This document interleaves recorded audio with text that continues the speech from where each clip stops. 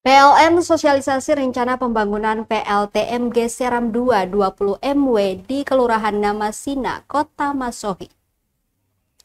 PT PLN Persero Unit Pelaksana Proyek Maluku dan Papua 1 menggelar sosialisasi rencana pembangunan pembangkit listrik tenaga mesin gas atau PLTMG Seram 2 berkapasitas 20 MW.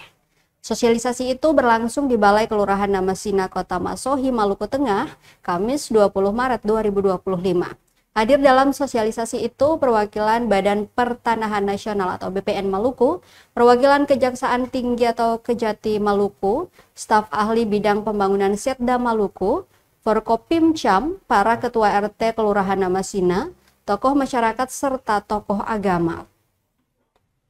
Dalam pemaparannya, Asisten Manajer Perizinan dan Umum UPP Maluku dan Papua 1, Randy Mario Arjuna mengatakan, rencana pembangunan PLTMG Seram 2 berlokasi di Kelurahan Namasina, Kota Masohi, dengan luas pemanfaatan lahan saat ini 1,6 hektar dan akan masuk dalam tahapan pembebasan lahan dari masyarakat. Dijelaskan untuk proses konstruksi biasanya dimulai dari pengadaan tanah. Sementara timeline-nya akhir tahun ini masuk semester 1 awal Juni 2025 atau akhir Juni 2025 sudah tersedia lahan. Kemudian dilaporkan ke pusat dan mereka akan meeting untuk proses tender. Akhir tahun itu sudah ditunjuk pelaksana konstruksi. Diungkapkan kapasitas listrik yang akan dialiri yakni 20 MW yang akan mengaliri Masohi dan Piro. Jadi sudah termasuk 2 kabupaten. Diakui ada 8 tahapan pembangunan, diantaranya pendataan awal, sosialisasi, inventaris, dan identifikasi, pengumuman penilaian ganti kerugian, klarifikasi atau verifikasi, musyawarah, pemberian ganti rugi, dan terakhir yaitu sertifikasi. Saat ini sudah masuk dalam tahapan sosialisasi, sehingga ia berharap masyarakat bisa kooperatif membantu pemerintah dalam proses pemenuhan kebutuhan listrik masyarakat. Disampaikan listrik sudah menjadi kebutuhan utama. Tentu ketakutan masyarakat ialah dampak lingkungan, namun perlu diketahui bahwa setiap kegiatan ada plus minusnya.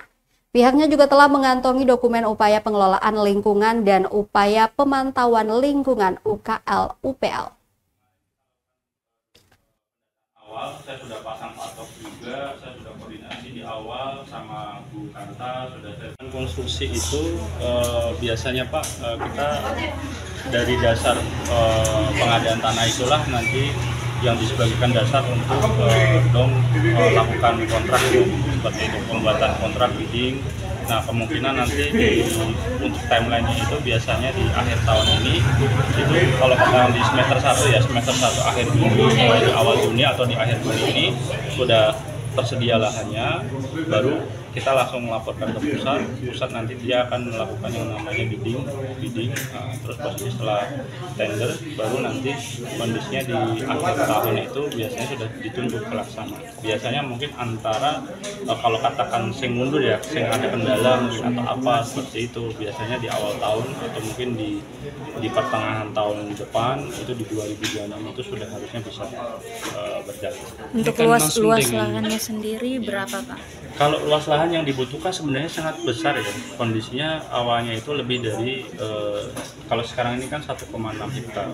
Ya, biasanya kalau katan kemarin kita mau di atas itu karena lahan itu tidak ada Pak. Lahan di kota-kota di sini itu tidak ada. Karena kalau katan ini kita memanfaatkan yang ada dengan kondisi struktur atau dengan kondisi desain yang memang benar-benar lahannya sempit untuk pembangkit yang di lahan yang kondisinya memang lahannya tidak terlalu.